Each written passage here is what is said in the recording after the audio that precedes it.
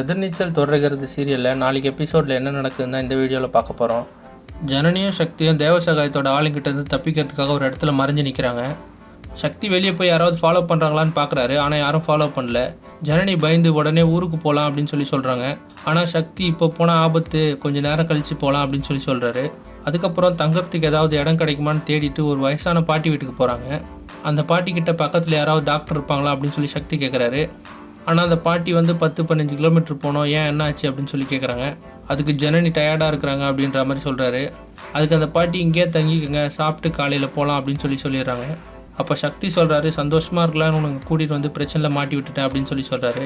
அதுக்கு ஜனனி கவலைப்படாத, ஒன்றும் ஆகாது அப்படின்னு சக்திக்கு தைரியம் சொல்கிறாங்க. அதே நேரத்தில் இன்ஸ்பெக்டர் பாண்டியன் சக்திக்கு ஃபோன் பண்ணுறாரு. இன்றைக்கி ஒரு நாள் மட்டும் எங்கன்னா பத்திரமா தங்கிக்கோங்க, 24 மணி நேரத்தில் ஆலிவர் தேவசகாயத்தை பிடிச்சிருவோம் அப்படின்னு சொல்கிறாரு. மேலும் காலையில் போய் பக்கத்தில் இருக்க ஒரு போலீஸ் ஸ்டேஷனில் கம்ப்ளைண்ட் கொடுத்துருங்க அப்படின்னு சொல்கிறாரு. இன்னொரு பக்கம் ஆலிவர் தேவசகாயம் அவங்களோட ஆளுங்களுக்கு ஃபோன் பண்ணி பிடிச்சிட்டிங்களா அப்படின்னு கேட்குறாரு. அதுக்கு அவங்க இங்கே தான் எங்கேயோ மறைஞ்சிருக்கிறாங்க அப்படின்னு சொல்கிறாங்க. உடனே தேவசகாயம் சொல்கிறாரு, அவள் ப்ரில்லியண்ட்டாக எதனா பிளான் பண்ணுவான், தேடுங்க, கண்டிப்பாக பிடிங்க அப்படின்னு சொல்கிறாரு. அது மட்டும் இல்லாமல் அவள் காலையில் போலீஸ் ஸ்டேஷனுக்கு போக பிளான் பண்ணுவான், அதனால் அங்கேயே வச்சு அவளை முடிச்சிருங்க அப்படின்னு சொல்கிறாரு. இன்னொரு பக்கம் பார்த்தீங்கன்னா கதிர் வீட்டில் வேலைங்களை பார்த்துட்ருக்கிறாரு. அப்போ நந்தினி காஃபி எடுத்துகிட்டு வந்து தராங்க. அப்போ கதிர் கேட்குறாரு, என்ன வித்தியாசமாக நடந்துக்கிற அப்படின்னு கேட்குறாரு. அதுக்கு நந்தினி சொல்கிறாங்க, நீங்கள் மட்டும் மாறினா பார்த்தாது, நானும் மாறணும்ல அப்படின்னு சொல்கிறாங்க. அதுக்கு ஞானம் இது எங்களால் தாங்க முடியல அப்படின்னு சொல்லிட்டே இருக்கும்போது ரேணுகா ஞானத்துக்கும் காப்பி எடுத்துகிட்டு வந்து தராங்க. அதுக்கப்புறம் நந்தினி ரேணுகா விஷாலாச்சியை ரகசியமாக கிச்சனை கூப்பிட்டு போய் பேசுகிறாங்க. நாங்கள் ஈஸ்வரி அக்காவை பார்க்க போகிறோம் அப்படின்னு சொல்கிறாங்க. நாங்கள் ஹாஸ்பிட்டலுக்கு போய் பார்த்துட்டு என்ன நிலவரம்னு சொல்கிறோம், அப்போ நீங்களும் பார்கவி வந்துருங்க அப்படின்னு சொல்கிறாங்க. இப்போ வீட்டில் இருக்கவங்களுக்கு ஈஸ்வரி அக்கா குணமாயிட்டு வராங்கன்னு தெரிஞ்சதுன்னா என்ன நடக்கும் தெரியாது அப்படின்னு சொல்கிறாங்க. அப்போ விஷாலாச்சி சொல்கிறாங்க, நீங்கள் போனீங்கன்னா எங்கே போகிறீங்க அப்படின்னு கேட்பாங்க. அது மட்டும் இல்லாமல் ஹாஸ்பிட்டலுக்குன்னு சொன்னால் நாங்களும் வரேன்னு சொல்லுவாங்க.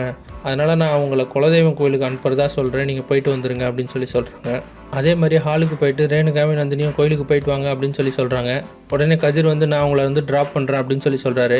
அவங்க அதெல்லாம் வேணாம், ரொம்ப நேரம் ஆகும் அப்படின்னு சொல்லிடுறாங்க. அதனால் நீங்களே போயிட்டு வந்துருங்கன்னு கதிரும் சொல்லிட்டாரு. ஜனனியும் சக்தியும் அங்கேருந்து எப்படி தப்பிச்சு வீட்டுக்கு வர போகிறாங்க. ஈஸ்வரி குணமாயிட்டு வர விஷயம் எப்போ ஆதி குணசேகரனுக்கு தெரிய போகுது, அப்படி தெரிஞ்சால் அவர் எப்படி ரியாக்ட் பண்ண போகிறாரு அப்படின்றத அடுத்தடுத்த எபிசோடில் பார்த்து தெரிஞ்சுக்கலாம். இந்த மாதிரி எதிர்நீச்சல் தொடர்கிறது சீரியல் அப்டேட்ஸ்க்கு நம்ம சேனலை சப்ஸ்கிரைப் பண்ணுங்கள், ஃப்ரெண்ட்ஸ் அண்ட் ஃபேமிலிக்கு ஷேர் பண்ணுங்கள். நன்றி.